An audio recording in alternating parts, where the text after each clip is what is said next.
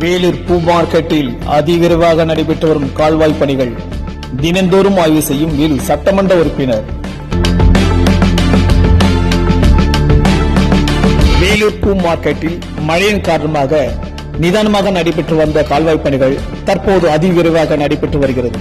இப்பணிகளை வேலூர் சட்டமன்ற உறுப்பினர் திரு ப. கார்த்திகன் எம்எல்ஏ அவர்கள் தினந்தோறும் ஆய்வு செய்து வருகிறார்.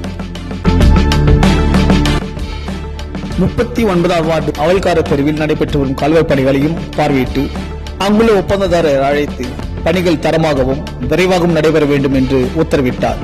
அப்போது மாமன்ற உறுப்பினர் திரு விஜயகுமார், திமுக வட்டக்கழக செயலாளர் திரு நீதியன்கள் அருணாச்சலம் ஆகியோர் உடனிருந்தனர்.